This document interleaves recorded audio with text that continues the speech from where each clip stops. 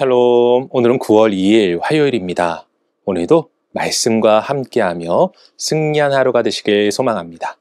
오늘 우리가 통독할 말씀은 마태복음 3장에서 4장까지입니다. 오늘 말씀은 예수님의 공생애가 시작되는 중요한 전환점을 담고 있습니다. 광야에서 세례 요한은 회개의 세례를 선포하며 하늘나라의 도래를 준비하게 합니다. 그때 예수님께서 요단강에서 세례를 받으시는데 성령이 비둘기같이 그분 위에 임하시고 하늘이 열리며 이는 내 사랑하는 아들이요 내 기뻐하는 자라는 하나님의 음성이 들려오죠. 이는 성부, 성자, 성령께서 함께 예수님의 사역을 시작하심을 보여주는 영광스러운 장면입니다. 이후 예수님은 광야에서 40일간 마귀의 시험을 받으시는데 말씀으로 모든 시험을 물리치시며 온전한 순종과 승리를 드러내십니다. 그리고 갈릴리에서 회개하라 천국이 가까이 왔느니라 선포하시며 제자들을 부르시죠. 이 말씀은 예수님이 하나님의 아들로서 말씀과 순종으로 승리하신 참 구원자이심을 확인하여 주는 것입니다. 오늘은 이러한 말씀 가운데 마태복음 4장 4절 말씀을 묵상해 보도록 하겠습니다. 마태복음 4장 4절 함께 읽겠습니다. 예수께서 대답하여 이르시되 기록되었으되 사람이 떡으로만 살 것이 아니요 하나님의 입으로부터 나오는 모든 말씀으로 살 것이라 하였느니라 하시니. 아멘. 예수님께서는 요한의 세례 이후 광야에서 40일간 금식하심으로 공생애를 시작하시게 됩니다.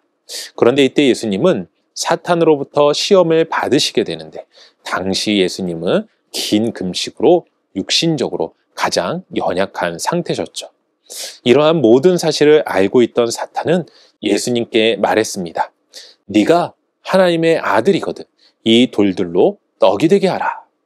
그런데 여러분, 이 시험은 단순히 빵 한 조각의 문제가 아니라는 사실을 아셔야만 합니다. 왜냐하면 사탄의 이 시험은 예수님께 하나님의 뜻보다 눈에 보이는 필요를 먼저 붙잡아라. 말씀보다 현실을 따라가라. 이렇게 유혹하는 것이었기 때문입니다. 하지만 예수님은 이때 단호하게 말씀하셨습니다. 사람이 떡으로만 살 것이 아니요 하나님의 입에서 나오는 모든 말씀으로 살 것이다. 이를 통해 예수님은 우리의 삶의 진정한 우선순위가 무엇인지를 분명하게 가르쳐주고 계십니다. 사실 이러한 사탄의 시험은 오늘을 살아가는 우리들이 매일 경험하는 시험들이기 때문입니다.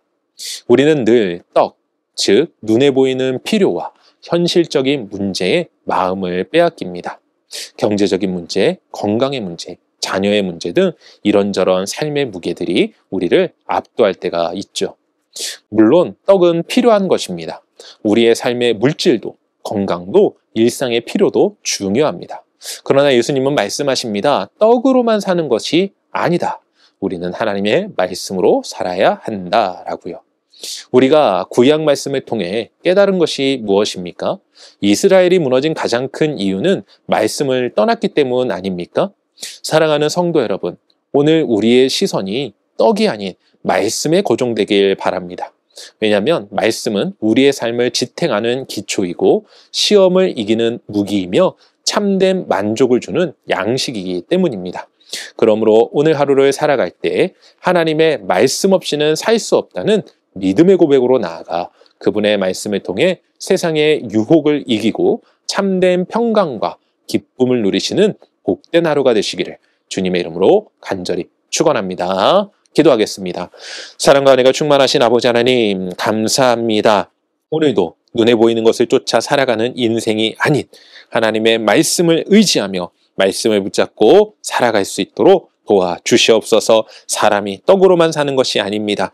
하나님의 입에서 나오는 말씀으로 살아가는 존재라는 사실을 오늘도 마음 가운데 새기며 주님의 말씀을 의지하고 주님의 뜻에 순종하며 그 능력을 경험하는 우리 사랑하는 성도들 모두가 될 수 있도록 오늘도 도우시고 역사하시며 인도하시는 하나님을 찬양하오며 이 모든 말씀 우리 주 예수 그리스도의 이름으로 기도합니다. 아멘.